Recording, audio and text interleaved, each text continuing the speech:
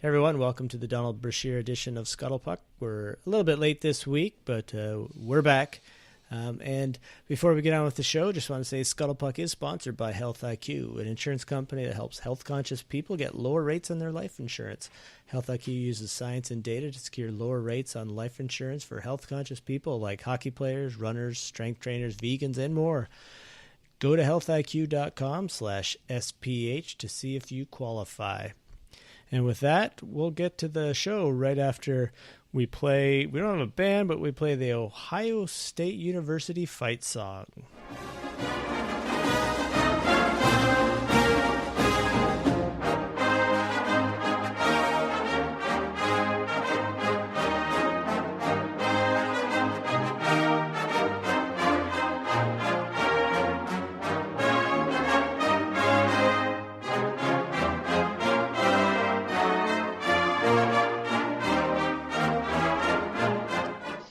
Okay, and welcome to the Donald Brashear edition of Scuttlepuck. And with me on the line, as always, is Dale Hort. How's it going, Dale? Hey, good, Mike. Long time no talk. Yeah. Well, frankly, I'm kind of sick of you, but we've been... Feelings mutual. This could be a good podcast. Yeah, spending a lot of time together the last few days with our annual trip. But also, we should introduce for the first time on Scuttlepuck, someone we've been trying to get on for a while, but your son, Dane Hort, is joining us today as well.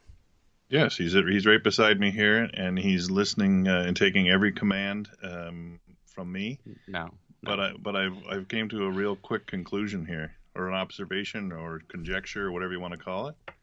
I've only got half as many beers to drink tonight. What's going on? He's going to drink the other ones. All right. Well, say hi, Dane. Anyway. Hey, everyone. Okay, you gotta get closer to the mic, though. Hey, everyone. Okay, and if Dale's going to open a beer, so am I. What's going in your glass right now, Dale? Since we're in the great United States of America, Bud Light. Bud Light. Yeah, see, I pulled from the top shelf for this one. I pulled out a Guinness, Your standby. Anyway, do you want to tell everybody how we came across Bud Light from the United States of America? Well, I think everyone, or the listeners know, but some may not, that we spent the weekend touring about. We had to stop at the Anchor Bar in Buffalo on Friday on our way to Pittsburgh to see the Penguins play the Leafs, and on to Columbus to see the Blue Jackets play the Penguins. So a fun weekend with the two families. Dane was there, Davin, Will, Kate, Teresa, and Jen were all there for a good time, and we'll get into that details a little bit later. But have you fully recovered? I was tired today, just to let you know. I've never driven over 8 hours, and it never stopped raining for a minute. That was nuts, and it's still raining today. But it was it was steady rain too. It wasn't like sprinkling or anything. It was steady rain from Columbus to Sterling, Ontario. It was crazy. Yeah.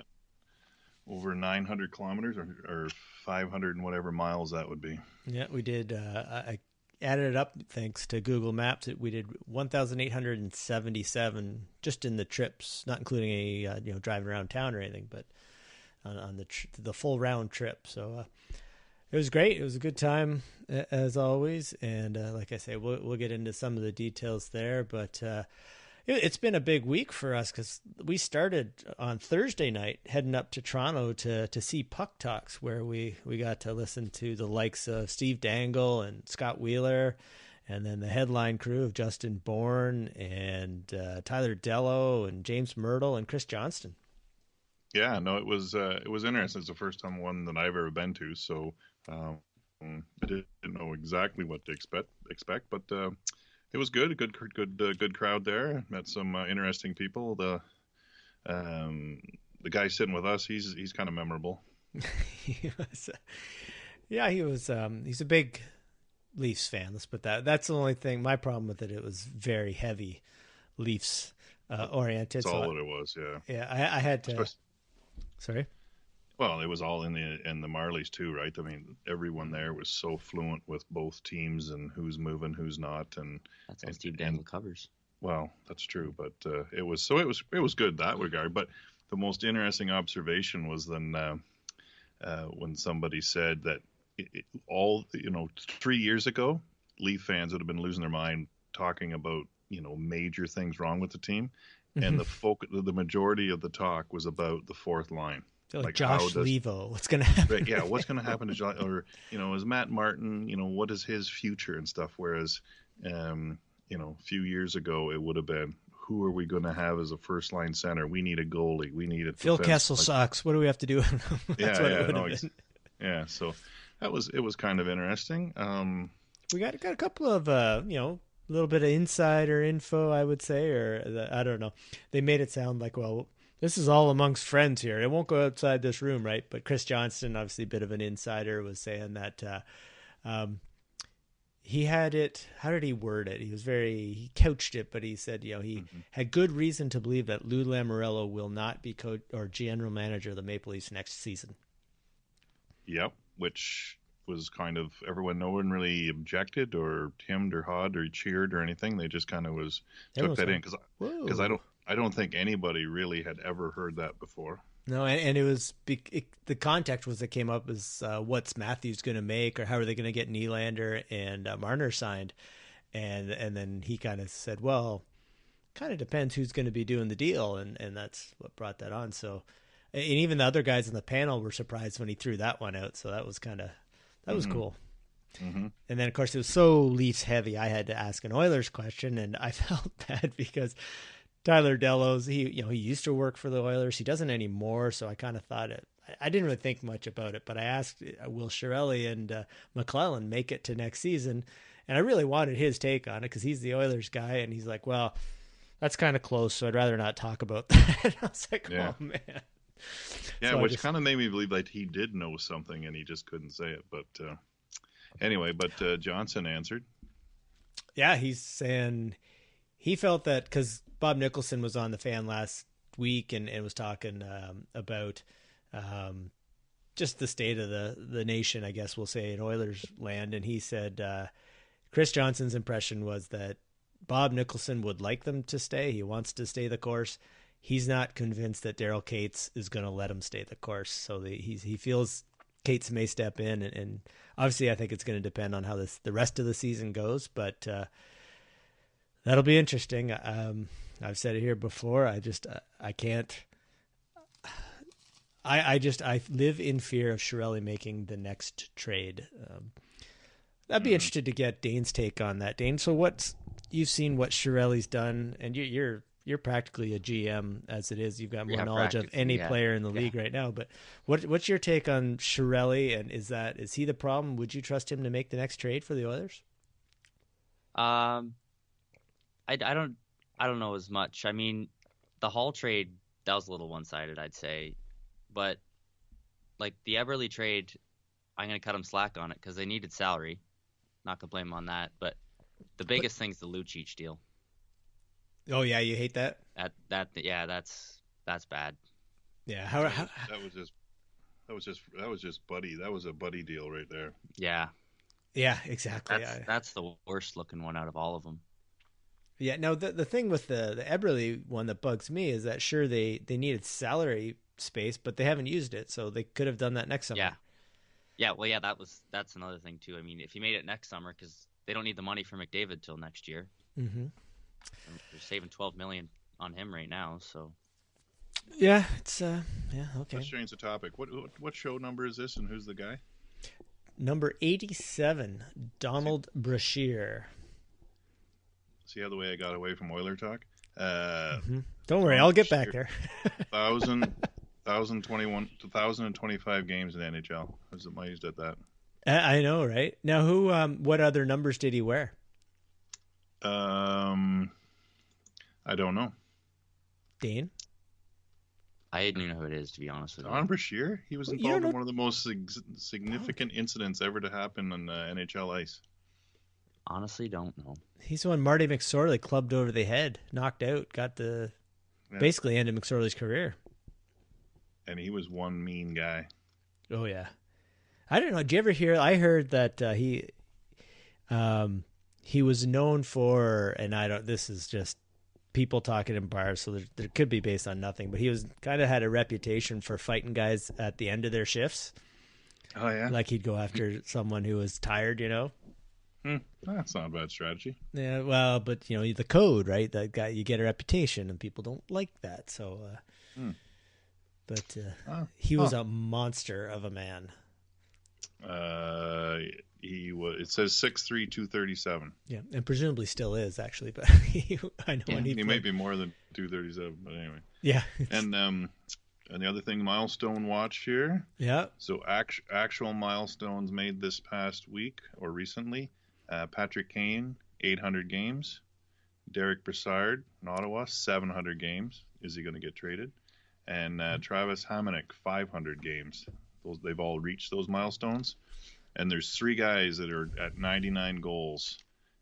Nathan McKinnon, Dennis Weidman, and Sean Couturier.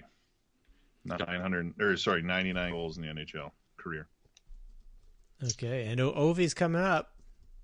The big one, yeah. That's a big. Is he at 593? Yeah, 593 right that's now. That's what I thought. Yeah. So, we have Dane. We have Dane, the fact checker here. Yeah. Yeah, I use Hockey Reference for my fact checking. You've got Dane handy, so there you go. Yeah, it's he's more expensive. I got to feed him. Yeah, that's right. And who's hot and who's not this week? We're going last 10 games, and I think we're responsible for 2 of these, but Pittsburgh's 8-1-1 in their last 10. People are saying, "Hey, you're a good luck charm." I had a couple of tweets from listeners said, "Hey, you're good luck. You should follow them everywhere." I said, "Hey, if they want to pay for the flights, I'll go to every Pens game for the rest of the year. I'd be happy to do that." You'd have to join the Pens army. Pens army. Let's go Penguins. They were pretty good at that, getting that chant going, actually, I have to say. There was a lot of this we're talking about in Columbus. Yeah, in both games. But in Columbus, maybe Dane, he could tell us. I think the chant was louder in Columbus than it was in Pittsburgh. Oh, I think so, yeah. Like the Leafs chants were more in Pittsburgh than the Pens chants were. Yeah, although they were better at getting it going, I'd say, in Pittsburgh, because they had that. The scoreboard. Everyone seemed ready for it. But in the West, there's not many teams like really super hot, but you've got Nashville, Winnipeg, and Minnesota all at 6-2-2 in their last 10. So they're kind of Minnesota maybe a bit of a surprise there, but Nashville, Winnipeg are just trucking along. The cold teams in the East, the cold team would be the New York Rangers at 2-8 in their last 10, and sending out a letter and saying we're blowing her up. So they're going to be interesting to watch, because I think there's some significant moves to happen there. And in the West, Chicago, who we'll be talking about later, are 1-8-1 in their last 10. That is definitely not. Mm-hmm. And hopefully that gets Quenneville fired, and the Oilers will pick them up. Dane, it all comes back.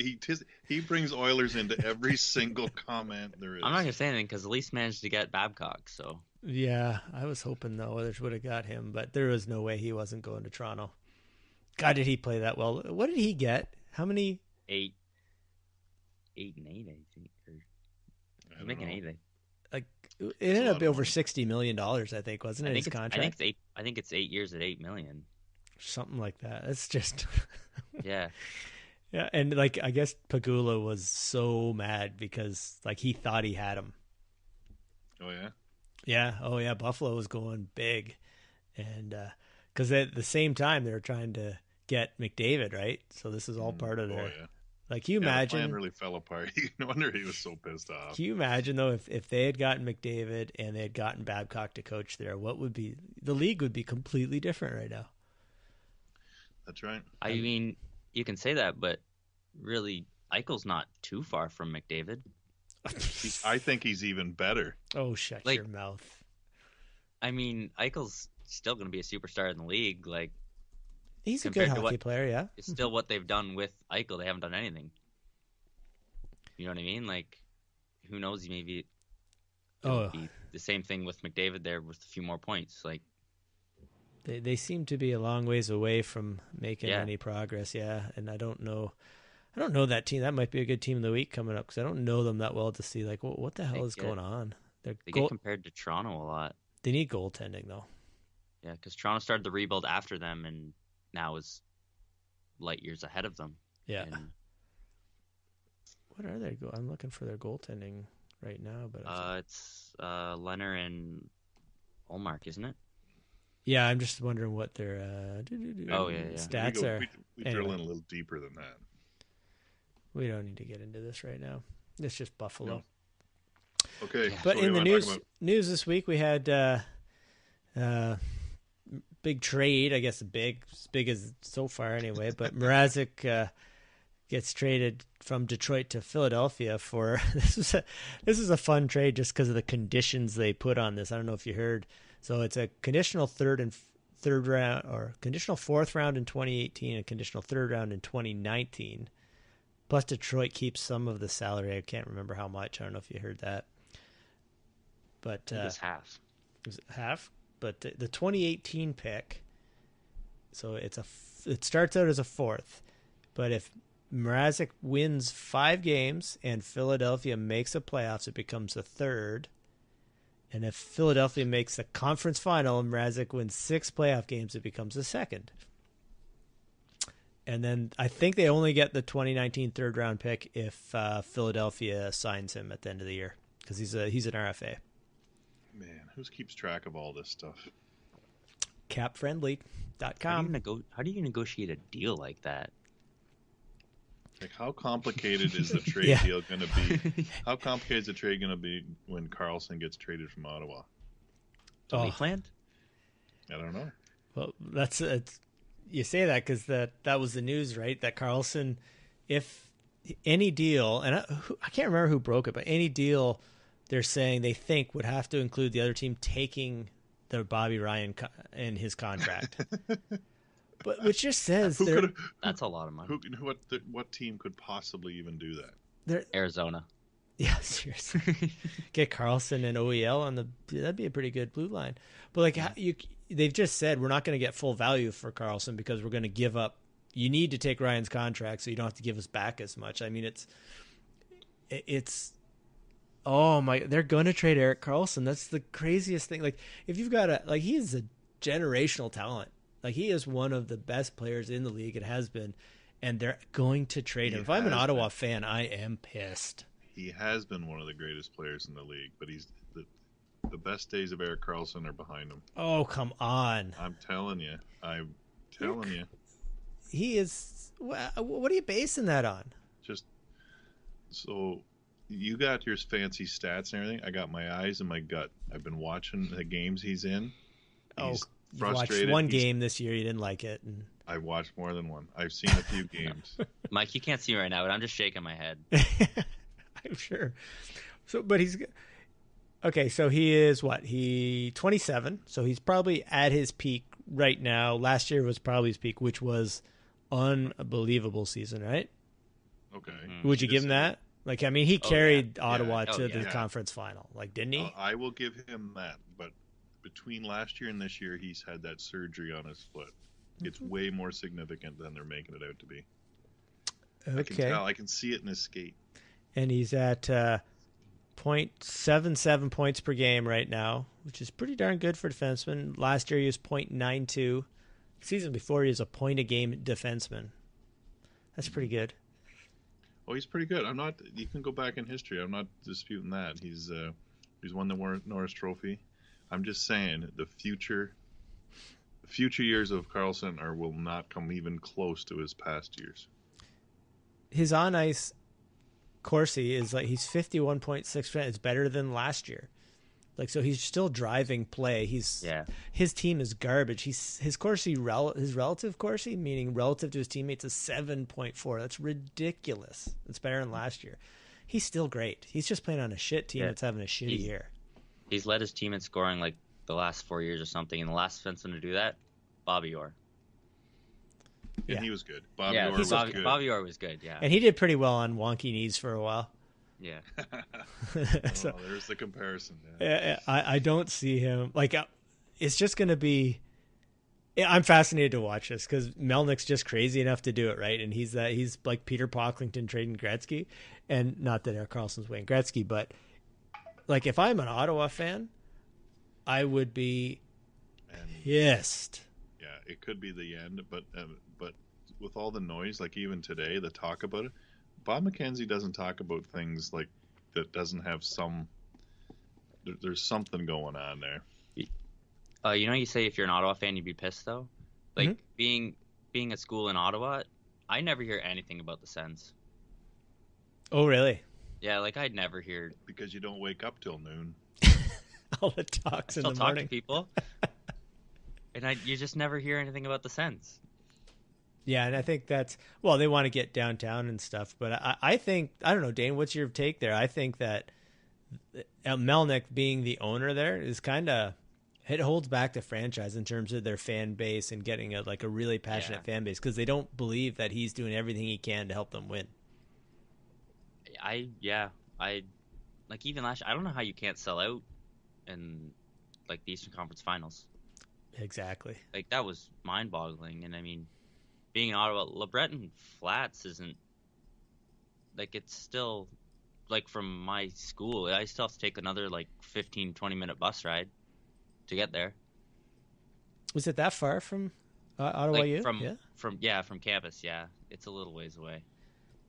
When you're staggering and not walking. Yeah. He's seen people do that, Dale. He's seen people do that. But yeah, I don't know. It'll be. I think. I mean, you can say what you want about Daryl Cates in Edmonton. I will make it about Edmonton for a second, but there's no question that he's spending money. They're a cap team, and he'll spend the money. He'll do everything he can to help them win. Everyone agrees he wants them to win. Whether he's doing the right things, meddles too much is another question. But you could Melnyk's been. He doesn't really. He's willing to sacrifice the team's success for staying at a team cap and all that. I can't see them trading him though. I feel like he's too valuable to even trade. Who could pay? Who could? Yeah, like who can pay what he wants? Who can actually trade for him?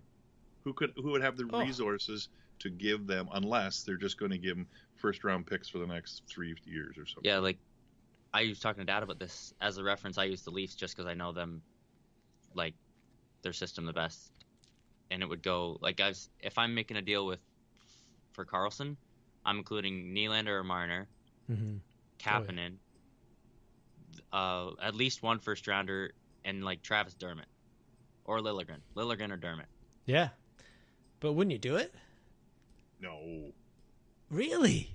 No way. You'd never make that. But I mean, why would I? If I was Toronto, why would I ever want to give up for 3 or 4 guys that I know are going to be NHL players? If I was Toronto, I'd never do it. Erik freaking Karlsson.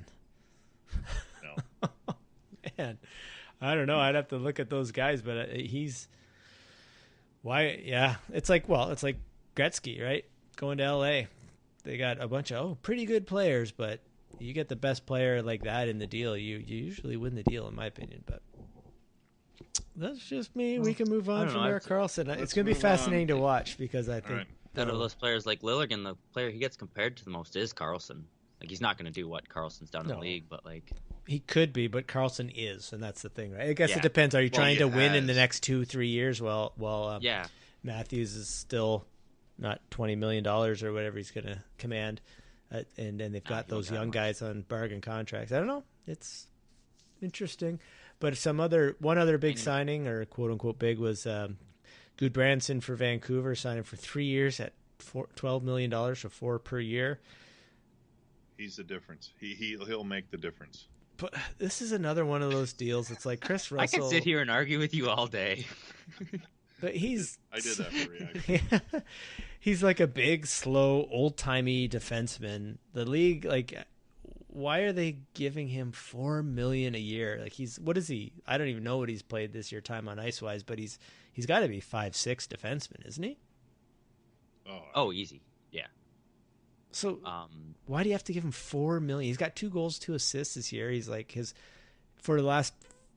He's almost played 400 games or whatever. His Corsi for relative to his teammates, the team does worse when he's on the ice, and it always has. Yeah, first of all, I'm not even going to get into the $4 million average. I wouldn't even assign him. There you go. Vancouver's in the middle of a rebuild. Start trading guys that are on the end of their contract for assets. Yeah, why give him 3 years, right? Yeah, but there's a group of GMs that still seem to that old style, big, rugged, tough defenseman. I wouldn't mind him as a sixth guy, right? Play 13 minutes a night. Yeah, but not at $4 million. Not at $4 million, no. But I mean, as a rental. Right? Oh, right. Yeah. Yeah, so you could have got, and you're rebuilding, so get a draft pick for him, right? Yeah. Yeah, or like a C below B rated prospect for him.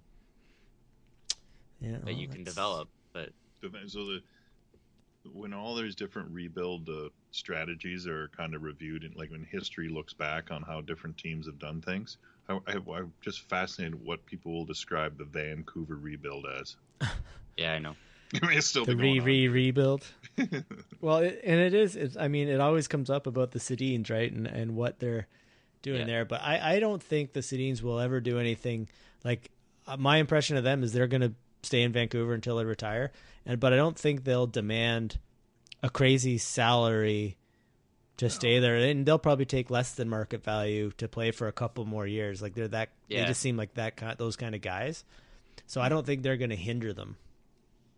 Well, the thing with the rebuild in Vancouver, they didn't even know how good Besser was. Like they thought he was going to be, a good goal scorer in the NHL. Like they didn't expect he was going to be this big, this quick.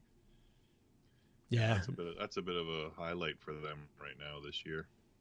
Like no one would have guessed that he would have scored this much. That got Jim Benning his contract, I think. Mm-hmm. Yeah, his extension. We get 3 years. That's wow.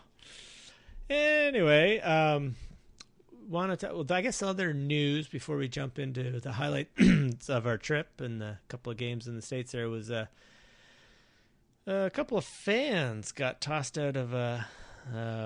Don't call them fans. Don't even associate with them with hockey. Okay, so a couple of attendees at the Chicago-Washington game got kicked out for just making racial chants, I guess, at Devontae Smith-Pelly. Any comments on that? Would you?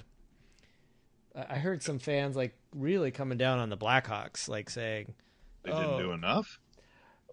They should have shot him in the back room. I'm not sure what you expect of them. They kicked the guy out, and they said these guys don't, they're not affiliated with us and all this. But they kind of made it sound like, it's the Chicago Blackhawks' fault. And I'm like, well, that's a bit of a stretch. I think like the guys are. I don't think so. They're not. They're racist. They don't belong anywhere, let alone in a sporting arena. And ban them for life. Do whatever you possibly can to ensure that they never. Impact the game of hockey or any other game in the future. I don't know how you do it, but you have to do whatever you can to do it. So you ban them from the arena forever. That's what they did, but I mean, the sad part about it, they can't really enforce it. Right. So I don't know how you know. Like, because I don't think that they were actually their tickets, right? Like, I assume those seats down there are season tickets, but I don't think they. My understanding was they like got them from somebody, or I think they even said they were like. Bought online, like through they were resold online. Mm-hmm. So I don't know. I guess you can always find out how the guys someone's got his credit card information, so maybe they can get his name but it will be awfully tough to enforce, right? You just say I'm Joe Smith when you buy your ticket. I don't know. Yeah, I don't know. It's already got so much attention, and I just wish it would be eradicated from the world, and we wouldn't have to talk about it. Mm-hmm. Well said. Mm-hmm. So let's jump into more happy talk. Let's get into some of the details of the big trip we went on to. We call it the Hobo Trip for Horde and Bond, and this was our second one. Overall, what was your impression of Pittsburgh, Game 1 versus the Toronto Maple Leafs? I'll let Dane go first.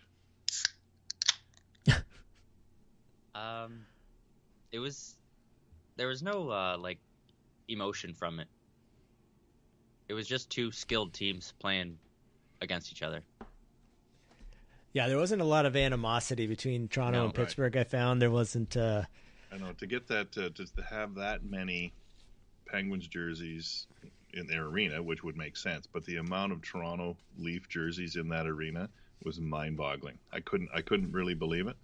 And the fact that there were so many there, you would have thought that would have just been would just brew a good rivalry and jousting and yelling and jabbing and all that stuff, but it was pretty tame. Yeah, both teams are just fast, skilled teams that don't hit much, and they just went about their business that way. And Penguins went about their business and won.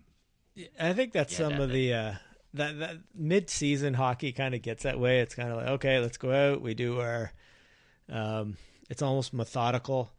Yeah. I did think the crowd when they came on, everyone stood up and they were pretty loud. I thought, oh yeah, this is going to be good. And early on there was a lot of chanting, let's go Pens and all that. And but then as the game settled in, it kind of it backed down a little bit. It was still a great atmosphere, I thought, to start. But I really, I was hoping for, like you say, Dale, a little bit more either chanting back and forth. I think they had the "Let's go Pens, go Leafs, go" thing was going the first few times, and then after that, the Leafs were up 2-1. Though I thought, okay, this could get good, but then Pittsburgh seemed to take over the game from there. Yeah, like I've been in an Ottawa game when the Habs were playing, like Ottawa Habs, like that.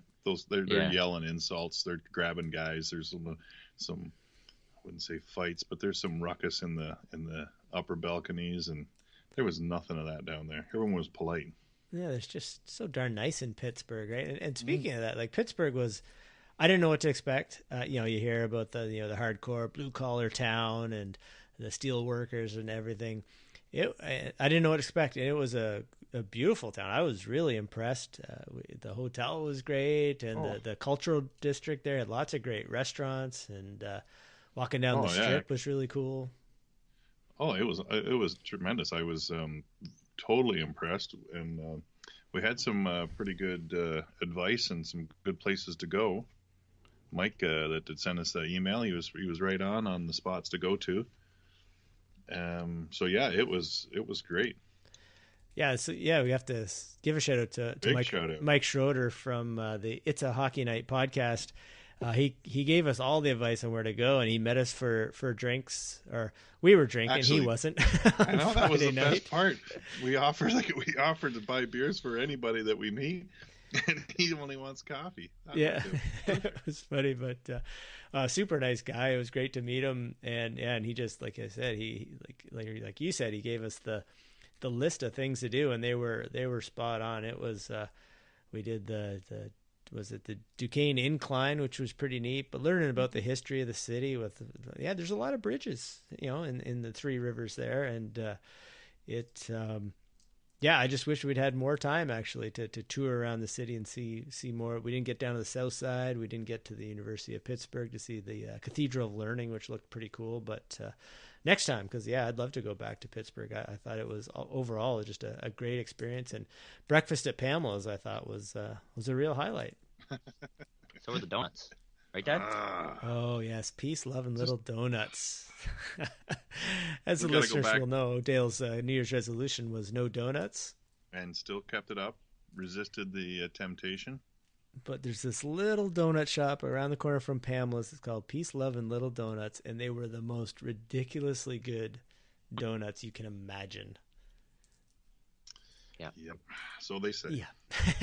So then after, I guess we stay Friday, we go to the game Saturday. Sunday morning, we're up early to go to, relatively speaking, to Columbus. Nice little drive across the state to Ohio to see Columbus play Pittsburgh. And your thoughts there?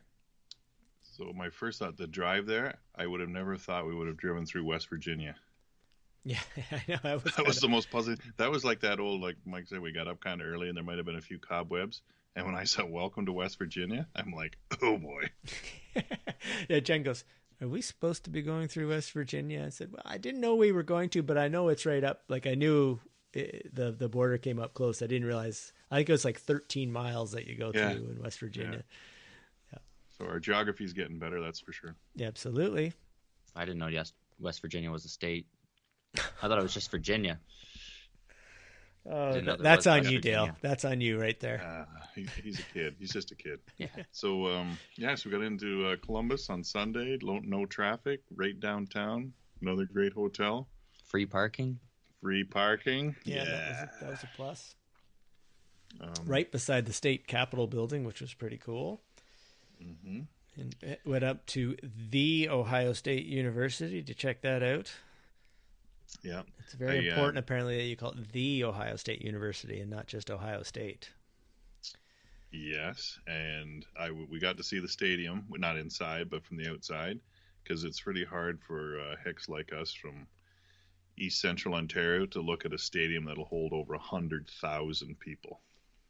That was just that is impressive. Just trying to wrap my head around that. Like, there is no venue in Canada that hold that many. Like, that's the vast cities that big.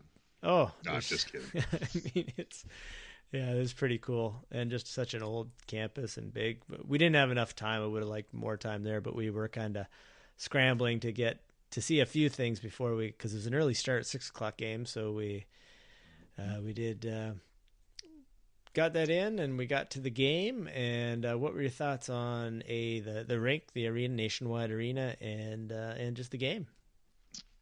Which I'll go first. So Pittsburgh did win 5-2. Yep. So there's a sea of Penguins jerseys and stuff. There's a lot of Columbus fans there. The arena was very nice. I love that open concept on the one side there, where you really feel like the ice is. You can see the ice, in that kind of a lounge area.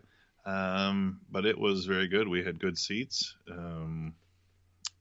I thought everything was good. The most ironic part is we sat beside folks from Toronto, and the reason they were there is they were on a bit of a hockey city tour, very similar to us. Thomas and Shanna. Oh yeah, shout out to them. I didn't actually get their names, so yes, and they are now Scuttlepuck subscribers. Oh, yeah, that's even better. I told them we doubled our listeners. But we got a little ways to go. That was number 22 for them. The 22nd city they've been in, and they were actually they were in Pittsburgh the night before, just like we were, and they were hitting Detroit on Monday on the way home. And what are the odds of that, though? Right, like that. I know. We went to the 2 games, and I think Thomas said that was his 5th, because I guess he just started dating Shanna or something. But Shanna and her father this is their bucket list trip, and getting to every rink, and they're at 22. So I'm not sure how long they've been going at, but that was pretty awesome, I thought, and it was really cool talking to them. Mm-hmm. Yeah, and I personally, the highlight for me was to see your ugly mug on the big screen. Yes, winning a cookie from your section that you're in. Ooh, no, that was at PBG Paints Arena in Pittsburgh. Oh, was it in Pittsburgh? It was in Pittsburgh. Pittsburgh. Oh man! Yeah, but I was on the jumbotron. Yeah, big moment. Got the cookie. Okay, that's all right. Just have another Bud Light here. But I don't know. I mean, like you said, the seats were good.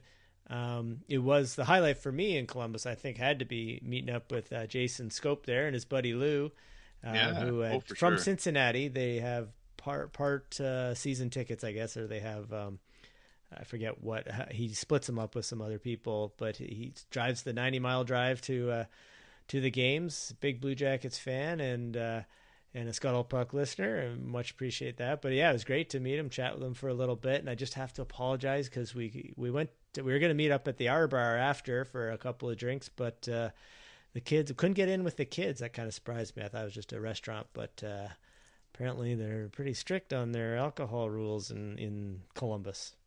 Yeah. But anyway, thanks Jason for all the info you sent us, and it was sure nice to meet you. And if your Old Timers team ever wants to venture to Ontario, we got a team that'll play you. Yeah, absolutely. And I will say, overall, just in terms of play and players most impressive, like Evgeny Malkin, to me, was the best player on the ice in both games. Matthews looked really good for Toronto, but like in both games, when he got the puck, something was happening. I did think Crosby wasn't a big factor in either game. Yeah, I was actually disappointed in Crosby. I didn't even notice him ever. But do you think that was because the game was going that way, that they were winning and they didn't need that little extra, and that he was just kind of in mid-season form and trying to save a few cycles, or do you really not? Because I mean, everyone knows what he can do, but I agree he did not stand out in any way, shape, or form. I don't know, but I mean, he's been doing well recently, getting a lot of points and stuff. I don't know if he got any in either of those two games, but he just No, he didn't. I don't know if it was just mid-season doldrums or just one of the couple of games, but yeah, he wasn't. Yeah, he didn't stand out like I say. I think Letang impressed me as well. There was just a few plays there where you just saw the poise of where a really good defenseman makes so much difference when they have the poise and they control the play and make a good pass instead of just panicking and getting rid of the thing. Seth Jones really impressed me as well. Yeah, big. He led Columbus in shot attempts in that game. Yeah, no, I thought he was really good. Yeah, and that Russ from Pittsburgh having the weekend of his life. He did okay, and I think the weekend of his life was that playoffs. First cup they won. He was all over the score sheet that playoff run. Okay, sure. Spoil the story, Dane. Come on. I spoiled the story. What story? Well, Dale's story here. Oh no, it happens all the time. That's my favorite thing. Of course. No, one thing I was thinking on the long drive home yesterday, and we've got the Scuttle Puck League coming up. We're finding all these rules, but one thing now, this one I think we've decided that in Scuttle Puck Hockey League there'll be no lines. It'll be a wide open game. But one thing I saw a ton of in both games that I find annoying is when the D don't have a real clear play. The one winger goes up to the red line, posts up, and then they fire a pass to him. If he doesn't have anything, he just deflects it and it goes in, and they dump it, right? And I hate it. It drives me nuts. I find it frustrating. So I was thinking, what if you change the icing rule so that... Okay, we weren't going to have lines, but go ahead. No. I'm saying the NHL does this. So the competition committee could get together, but this could be something they could do is if the team shoots the puck to the other end from their side of the red line and it goes all the way down, it's icing. Doesn't matter if someone tips it or not. Doesn't matter if the other team tips it. And also get rid. Well, we saw really close to an injury there in the first game with the race. Even with hybrid icing, you can get the really bad looking plays, like just no touch icing. But I was just thinking, what if you got rid of that? Would that, like, why not get rid of that? If you shoot it all the way down, it's icing. So what about taking, instead of the red line, moving it back to the blue line? You have to shoot from your own side of your own blue line. But even so, that doesn't eliminate that play. I'm trying to get rid of that play. That it's just such a. And then they tip it, and then they all change, right? Like it always ends up being a really. Okay, they're gonna do. Oh, okay, it's down. All right, and then they regroup, and then they come back the other way. You know what I mean? Like it sucks the life out of the game, in my opinion. Yeah. How would we get rid of it, Dane? It's up to you. I just told you how to get rid of it. I like that play. Oh. As a defenseman, that's good. As a defense, yeah, okay. Sure. It just get it up there. But I didn't like the way it was called. Like, what they would do, like sometimes like a defenseman or a forward would lift the defenseman's stick, and they would call it, like sometimes it was no icing, sometimes it was icing. Like sometimes the guy couldn't even make a play on it, and they would call it icing, and I was like, he couldn't play it. How can?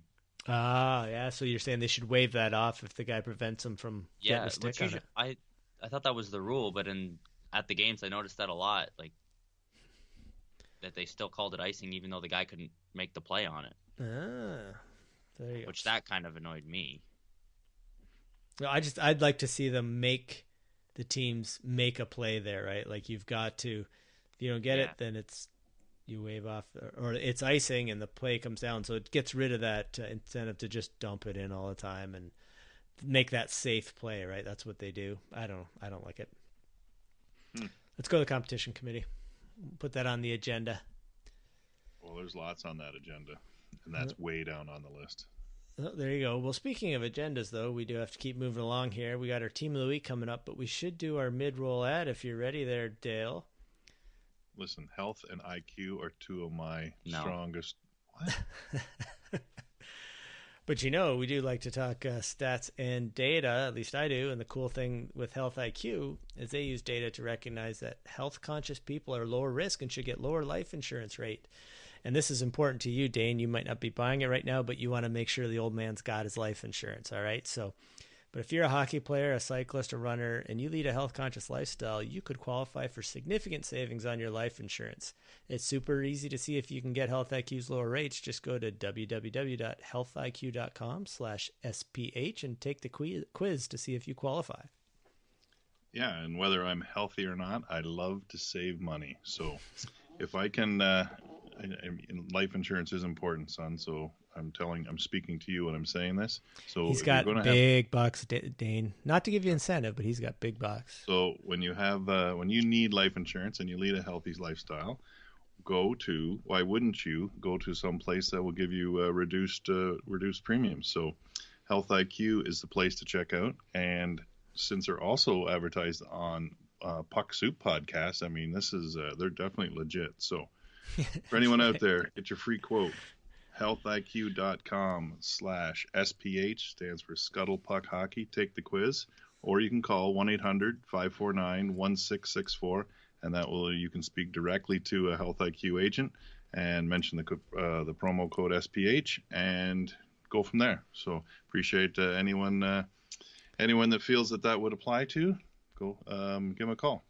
Yeah, check it out, and we do appreciate Health IQ for sponsoring the podcast. And I did check out on our drive some of Puck Soup. I'll be honest, I've never listened to them, and it was kind of funny. They got into the Olympic stuff. And speaking of Olympics, big game for Canada tomorrow. Who do they play in the quarterfinal tomorrow, Dane?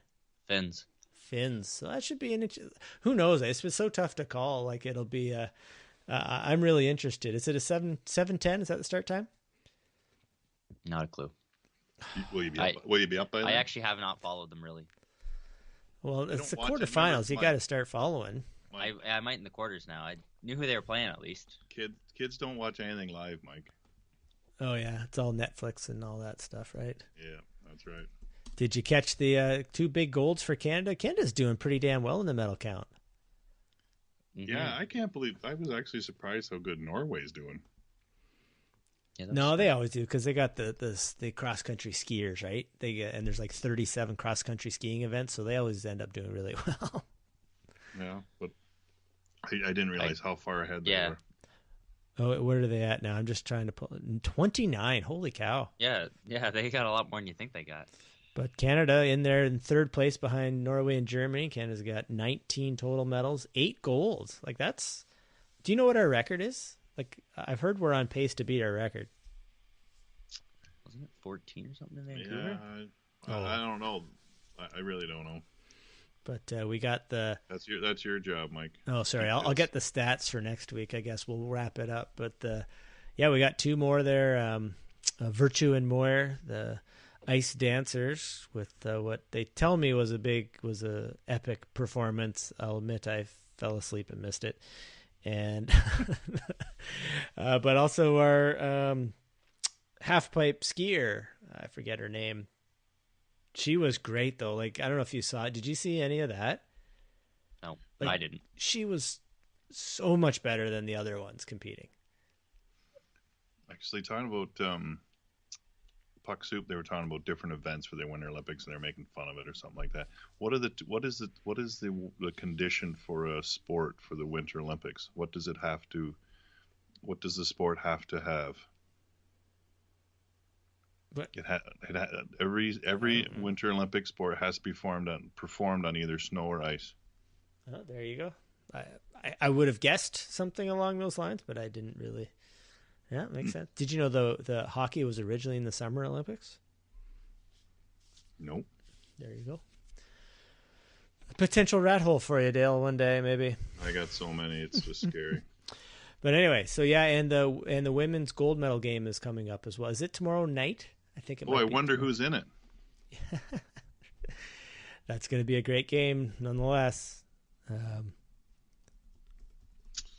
I can't wait. Because that preliminary round game was between Canada and the U.S. was nuts. Like that was good hockey. So I'm expecting big things from the final. I don't know if Canada can keep that streak alive. I mean, they've been, was it 4 Olympics in a row? It'll be tough, but that's okay. It'll be a good game, I expect, either way. But with that, we can jump into. I'm just checking the time. So the quarterfinals, Canada plays Finland at. This says 9:10, but this can't be right. Maybe it is 9:10. Oh, that's local time. So that would be 7. I don't know. I'll figure it out later. 7. Anyway, no one listening to this really cares because it's already done probably by the time they listen. So let's talk about the team of the week, Chicago Blackhawks. Gentlemen, this is a bit of a surprise. They're currently in 8th place, last in the Central.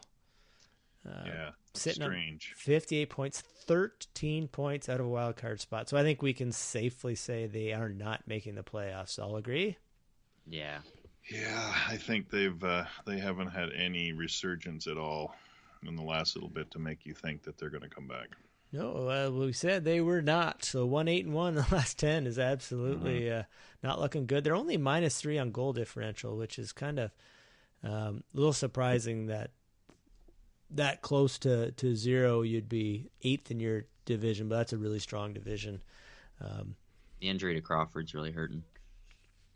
Yeah, their save percentage is not terrible, but it's 92.08. But like comparing this year to last year, they were 4th in the league. He was 91.8% save percentage for the team, but most of that's Crawford, obviously. But this year they're 91%. They're 16th. That's going to make a big difference. So what another telling statistic? Who's leading the team in assists? I don't know. Tell me. Patrick Kane. That's not a big surprise, I wouldn't think. He should be leading the team in goals. Oh, yes. Yeah. Still leading the team in points, though. Leading the team in both. So who's leading the team in goals? Is it Schmaltz? Nope. I don't know that. But I'm guessing you're going to tell me. I'm going to say I don't want to butcher his name, though. Brinkat? Alex DeBrincat. DeBrincat, yeah. He should be playing with McDavid. Tied with Yanni Gord for 2nd in rookie goal scoring. Yes, with 16 goals, tied with Nick Schmaltz with goals. Oh, no, sorry, 22 goals. Patrick Kane's got 22 goals as well, though, so they're tied. Oh, I guess you're right up to date. Just hockeyreference.com is a wonderful tool, man. But, the big thing, their shooting percentage down from overall from last year. I think the biggest, but not this year. They're 25th. Last year they were 8th in the league. Like, so they're shooting 8.2%. Last year they're 9.6. That's a pretty big difference. Save percentage again. That it's only 0.8%, but it moves them from 4th to 12th in the league. But their power play is garbage this year. They're at 16%, 15.98. They're 29th in the league. They're right down there with Edmonton. The Panarin Saad deal loomed large over those stats. Yeah, you gotta think, like that's they're just in salary cap hell, and you wonder, like, But with this, it's not like you go, oh man, this team's never gonna do it, because I think this is, like we talked about last week, it's a question of parity in the league, right? Like, and I think it's safe to say that yes, losing Panarin's hurt your power play, but they've got good players there.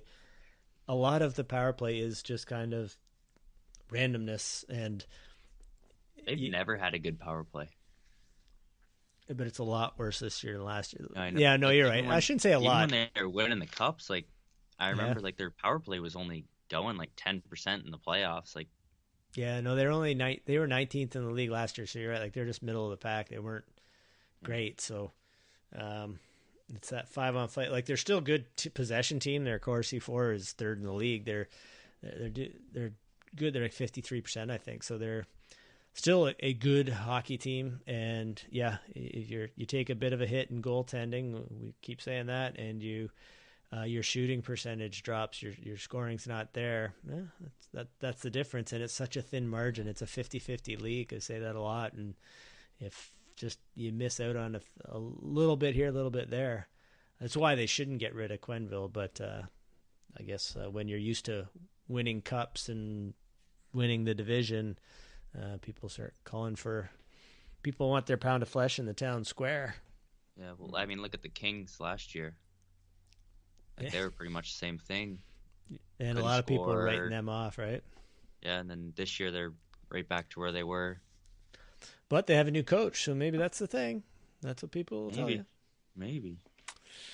Who knows? Anything else on Chicago, gentlemen? Other than that's a city we got to get to on the hobo trip for sure. I would certainly love to see a game there in Chicago. I would love to see a game in the Madhouse. Yeah, and I've heard it's like, well, actually, I was reading, I'm almost done The Crazy Game, Dale, by Clint Malarchuk, the book, which is a very interesting read. But he talks about his first game in Chicago, and one of the guys he was playing with as a friend or whatever. And I think it was his first game ever, and he says to him, "This is nuts, or this is crazy," and the guy's like sitting right beside him, goes, "What?" He goes, "This is crazy," yelling at him, and he said he couldn't hear him. Like it was that loud in the place. He said it was unbelievable. And I know someone who was at the old stadium, but I've heard it's similar. It's like the national anthem there will make the hair on the back of your neck stand up. Like it's absolutely crazy. Yeah, no, that would definitely one on my list to go to. So All we'll right. see. So Dale, I think it's about that time, and Jason gave us some constructive criticism. We appreciate the feedback, but we've got to get some sound effects going here. So we definitely need to work on your entry, your theme song for the rat hole. But can we let's take us down the rat hole, buddy? So I've actually got music in mind. I just haven't, professionally got the file ready to put in. So anyway, topic got into Columbus Blue Jackets. Ooh. So that's where I started. So I didn't know really enough about the history of the team, but they came into the NHL along with Nashville, Atlanta, and Minnesota back in 1997. Mm-hmm. The name Blue Jackets, I think most people will know it has military connotations. It was the color actually of the uniforms of the Ohio group in the Civil War. The other name, that came down to two names. There was 14,000 names suggested. Actually, Wendy's Restaurants held the contest in 1997, so it gave fans throughout the arena to name the team. It got down to two: the Blue Jackets and Justice. So they explored. Yeah, that sounds terrible. I know. I'm very glad they took the Blue Jackets. And that was the second best. Wow. They narrowed it down to two. Yep. So there was an Indian chief named Blue Jacket from Xena, Ohio, but it's not. They're not named after him. But what's any idea where Justice? Like what? Why Justice? I have no idea. No. Okay. Let me talk. This is my little shtick here. Okay. Come on, I can comment, can't I? Right, you can, but I'm not going to listen. So they got so the logo there, of course, it's got the flag. It's the Ohio flag. It's called the Burgie, and that's why it's got the triangular part of it. Like it looks more like the Star Spangled Banner, but the triangular part instead of having the square up in the corner. So in their logo that wraps around, that's actually kind of a piece of the Ohio flag. The Burgie, it's called. Anyway. Can I ask why it's called the Burgie? No. So the other thing about the do you know it's the only non-rectangular U.S. state flag? I just said it was triangular. But it's the only non-rectangular U.S. state flag. Okay. So the other thing, so that's kind of a little bit on the Blue Jacket side. So the other thing that is very, very unique about that arena is the cannon, which we didn't even go get a picture in front of. That was my favorite part of the arena. That was kind of stupid, wasn't it? Why didn't we do that? It was stupid because we got drinking beer with Jason. So Yeah, he'll do that to you. so I looked at that. So it was created or crafted by a guy by the name of Chris Olson, who passed away in 2011. But he constructed this cannon, and when it takes 8 ounces of black powder to fire if it was fired outdoors, 4.5 inches, 11.5 feet long, weighs 1,500 pounds, and the main carriage is on 4 by 9 by 8 solid red oak timbers. The wheels are 57 inches. Anyway, it makes it a very unique feature of that arena, and it is pretty cool when that thing goes off. Oh yeah. And so obviously it's fired, and they use the Polytechnics to do it now. There's obviously nothing shot out of it, but anyway, so it's a very, very unique. That would make the game more fun, maybe. Yeah, maybe. Run! And I was glad they actually do it when the team comes on the ice, so you actually hear it at least once. Even if they get shut out, you get to hear it at least once. So. Yep. So anyway, this is the rat hole. That's not the most unique. So that's a unique part to that arena. But there's something from Columbus that is now part of every NHL arena. Oh yes, I know this. That people don't. You do? Yep. Anyway, so this is an interesting story. The wind right out of your sails. March 2002, a 13-year-old girl named Brittany Nicole Cecil went to a Blue Jackets game. Her dad bought her tickets for her 14th birthday. Sitting behind the net, in the stands above the glass, and she was hit with a flying puck. And so the puck hit her in the temple, and so obviously she was hit and injured. She walked to the first aid station. They addressed her there. She went to the hospital, went to the hospital the next day. There was obviously something not right, and it was 48 hours after the incident that she actually passed away. So 2 days before her 14th birthday. Ugh. So it's an awful story. Other than because of that. In the 2002-2003 season, the NHL made it mandatory for the nylon mesh protective netting behind, above the glass, behind each net, and that was to prevent this from ever happening again. But and they actually have a scholarship where they collect money. You have to at all Blue Jackets games for a scholarship in her name. It's called the Brittany Nicole Scholarship, Memorial Scholarship. And so every time you see the nest, that mesh behind glass, I mean, this isn't just NHL. This is all levels of hockey, minor hockey, everywhere, right? Mesh is put in place. It is because of a very pretty young girl, 13-year-old girl, Brittany Cecil, and that's why it was done. And when they had the funeral, Doug McLean actually spoke at her funeral because he was the Blue Jackets general manager at that time. Oh, wow. And do you know who took the shot? I do, but I don't need to tell you. Okay. The guy, do you know who took it? Yep. Epson Knutson. But it was deflected by Derek Morris from the Flames. So the kind of the one part of the story is that no one knew. I mean, the players, fans, nobody really understood the significance of it at the time, right? Well, they wouldn't, right? Because she did get hit. She got first aid attention, but I mean, no one would have ever thought that would have been the outcome. Yeah, and it's obviously just a terrible story. But you think too, like, I remember going to games when pucks would go up, right, and you're going, okay, you could see this coming. Yeah, I know. It's kind of, I can't believe that it took that before they said, well, we better, and because they went up in like instantaneously, right? Like, okay, so we're not going to make any political commentary on the fact that there was a tragedy that occurred in March of 2002, right? And by that year, 2000 and by the end of that year, for the next year, it was mandatory for every NHL arena to have these mesh screens in place.